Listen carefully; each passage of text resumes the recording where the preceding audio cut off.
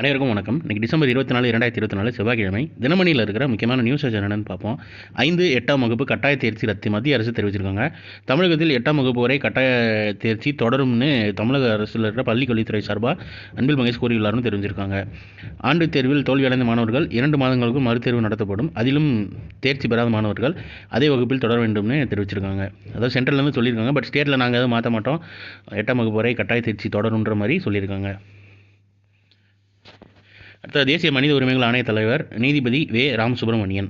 தேசிய மனித உரிமைகள் ஆணையத்தின் NHRC 9வது தலைவராக உச்சநீதிமன்ற முன்னாள் நீதிபதி வே. ராமசுப்ரமணியன் நியமிக்கப்பட்டார். NHRC national human rights commission தலைவராக இருந்த முன்னாள் நீதிபதி அருண்குமார் மிஸ்ராவின் பதவிக்காலம் ஜூன் 29 நிறைவடைந்தது. அதன் பிறகு ஆணையத்தின் பொறுப்பு தலைவராக விஜயபாரதி சயானி செயல்பட்டு வருகிறார். இந்நிலையில் தமிழகத்தை சேர்ந்த வே. ராமசுப்ரமணியன் நியமிக்கப்பட்டுள்ளார்னு தெரிவிச்சிருக்காங்க. NHRCக்கு தமிழகத்திலிருந்து முதல் தலைவர்னு தெரிவிச்சிருக்காங்க. தேசிய மனித உரிமைகள் ஆணையத்தின் தலைவராக தமிழகத்தை சேர்ந்த ஒருவர் முதல் முறையாக நியமிக்கப்பட்டுள்ளார்னு தெரிவிச்சிருக்காங்க. ஸோ இம்பார்ட்டன்ட்டு பார்த்து வச்சுக்கோங்க. 9வது தலைவர் இவர், தமிழகத்தை சார்ந்த முதல் தலைவர்.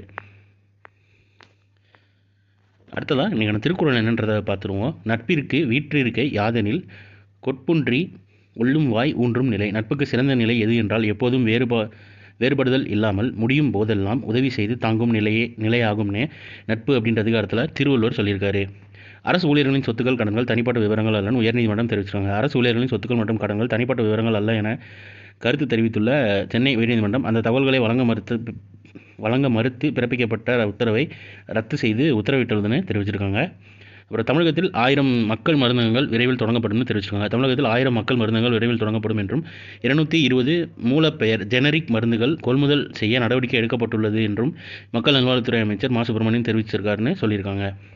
ஸோ இன்றைக்கான இம்பார்ட்டன்ட் நியூஸஸ் அவ்வளோதான். இதோட ஷார்ட்டட் வெர்ஷனாக 1 மினிட் கரண்ட் அஃபேர் நம்ம சேனலில் இருக்குது. வேணுங்கிறவங்க அதை யூட்டிலைஸ் பண்ணிக்கோங்க. ஸோ மேலும் இன்னொரு நியூஸ் வீடியோவில் சந்திப்போம். தேங்க்யூ.